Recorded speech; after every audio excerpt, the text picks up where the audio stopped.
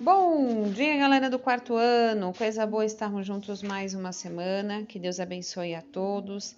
Espero que o final de semana em família tenha sido maravilhoso. Que Deus abençoe cada mamãe, né? E vamos dar andamento aí à nossa aula. Semana passada nós finalizamos, né, a questão das partituras, nós vimos as notas musicais, vimos outras formas de escrever a música, né? E foi bem legal. Hoje nós vamos iniciar a quarta unidade, que se intitula Era uma Vez. E lá na capa da unidade tem uma menininha vestida de chapeuzinho vermelho contando uma história, né? Tem algumas outras crianças também fantasiadas. E aí, pelo título, né, Era uma Vez, nós temos uma ideia de que esse capítulo vai nos trazer a arte de contar histórias. Vamos colocar aí na página 32 e acompanhar a leitura junto com a tia, tá? Os escritores e contadores de história usam diferentes vozes, objetos, canções e figurinos para narrar. Para contar uma história, é preciso conhecer bem os personagens, o enredo, os conflitos, o tempo e o local onde ela acontece. As histórias podem ser contadas de modo falado, escrito e apresentam diversas formas e características: contos de fadas, lendas folclóricas, fábulas, entre outras. No passado, as pessoas se reuniam ao redor de uma fogueira para contar e ouvir histórias, e também as contavam por meio das canções. Atualmente, podemos ler, assistir, ouvir as histórias em diferentes lugares, tanto em livros impressos quanto digitais, em formas de e-books e audiolivros, assistindo a filmes, vídeos na internet, peças de teatro, entre outros.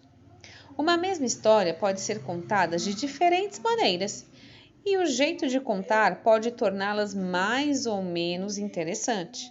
Quanto mais detalhes e acontecimentos inesperados, mais curiosa e divertida ela será, tá? E aí nós vamos conhecer dois irmãos muito legais, vocês vão saber por quê. Vamos ler aí esse retângulo.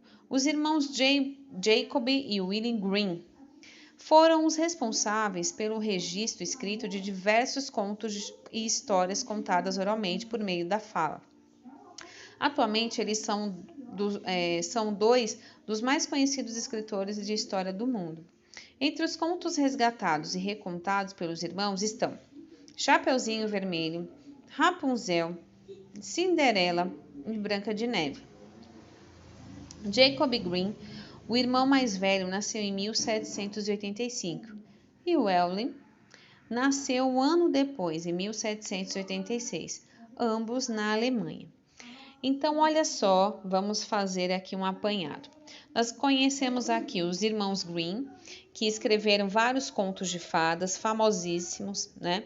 E esses contos de fadas, eles foram sendo passados de geração em geração através da fala mesmo, tá?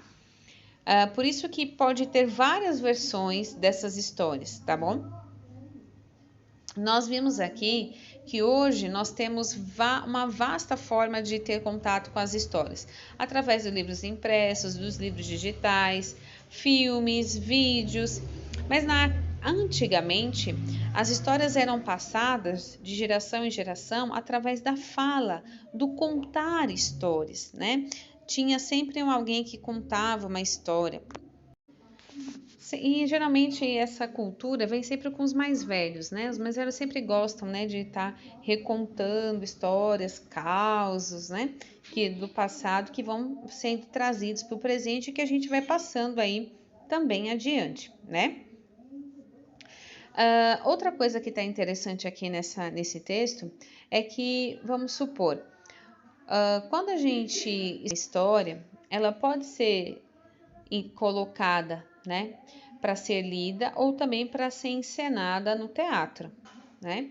E se for para o teatro, a gente pensa no figurino, nos objetos, em tudo que pode compor para ficar ainda melhor essa história, certo? Vamos colocar aqui na página 33. Vamos lá. A contação de histórias utiliza elementos cênicos. O que é cênicos? É tudo que é relativo à peça de teatro, filme, tá? Importante em sua estrutura, variação de vozes, uma voz diferente para cada personagem, entonação das falas, volume da voz e da forma de falar, utilização de figurinos e objetos. Vamos experimentar contar histórias usando esses elementos? Essa parte aqui a gente vai fazer depois, tá? Essa de utilizar materiais e tudo mais.